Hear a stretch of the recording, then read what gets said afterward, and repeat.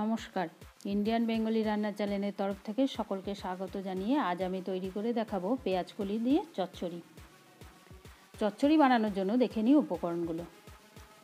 লাগছে বড় বড় টুকরো করা পেঁয়াজকলি, টুকরো করা বেগুন, সিম, লবণ, চিনি, হলুদ গুঁড়ো, লঙ্কা গুঁড়ো, রসুন বাটা, কালো জিরে। এবার দেখে নিই এটা কিভাবে তৈরি করব। এবার পেঁয়াজকলি চচ্চড়িটাও তৈরি করার জন্য একটা কড়াই গরম করতে দিয়েছি, তাতে 3 চামচ সর্ষের তেল দেব। সর্ষের তেল খুব ভালোভাবে গরম হয়ে গেলে তাতে 1 চামচ কালো জিরে ফোড়ন দেব। তেলের মধ্যে কালো জিরেটা একটু গরম হলে দেব স্বাদ মতো নুন। আমি আগেই এখানে নুনটা ব্যবহার করছি, কারণ সবজিগুলো যখন দেব তেলটা যাতে না ছিটে যায়। এরপরে টুকরো করা আলুগুলো এর মধ্যে দিয়ে দেব। এবার গ্যাসের ফ্লেমটা বাড়িয়ে দিয়ে আলুর টুকরোগুলো হালকা করে নাড়াচাড়া করে নেব। তারপর দেব 1 চামচ হলুদ গুঁড়ো। হলুদ গুঁড়ো দেওয়া হয়ে গেলে এবার খুন্তি দিয়ে আলুগুলো বেশ ভালোভাবে নাড়াচাড়া করে নেব। ভালোভাবে নাড়াচাড়া হয়ে গেলে এর মধ্যে দেব আগে থেকে টুকরো করে রাখা পেঁয়াজকলিগুলো। পেঁয়াজকলিগুলো সব দেওয়া হয়ে গেলে আবার আলুর সাথে পেঁয়াজকলিগুলো একটু হালকা করে নেড়ে নেব। তারপর দেব সিমের টুকরোগুলো। সিমের টুকরোগুলো দেওয়া হয়ে গেলে এবার দেব বেগুনের টুকরোগুলো।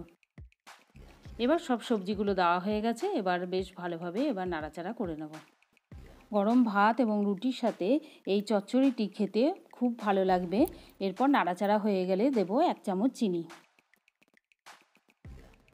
এবার 1 চামচ চিনি দেওয়া হয়ে গেলে আবার এই চিনির সাথে সব সবজিগুলো ভালোভাবে নাড়াচাড়া করে নেব।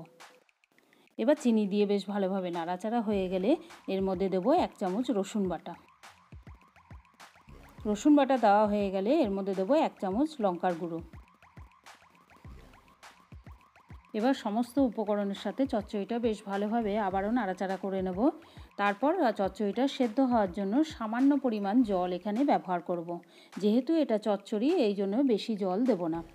জল দিয়ে সমস্ত উপকরণগুলো ভালোভাবে নাড়াচাড়া করে নেব।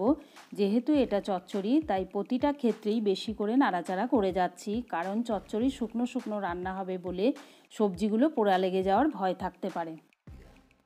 এবার ভালোভাবে নাড়াচাড়া হয়ে গেলে এটা 5 মিনিটের জন্য ঢাকা দিয়ে দেবো সেদ্ধ হওয়ার জন্য। এবার 5 মিনিট হয়ে গেছে, ঢাকা তুলে নেব। এবার বেশ ভালোভাবে নাড়াচাড়া করে নেব, দেখব সব সেদ্ধ হয়েছে কিনা। এবার একটা আলু দেখব, হ্যাঁ সেদ্ধ হয়ে গেছে। চচ্চড়ির সমস্ত উপকরণগুলো সেদ্ধ হয়ে গেছে। এবার জল শুকোনো পর্যন্ত এটা বেশ ভালোভাবে নাড়াচাড়া করে যাব।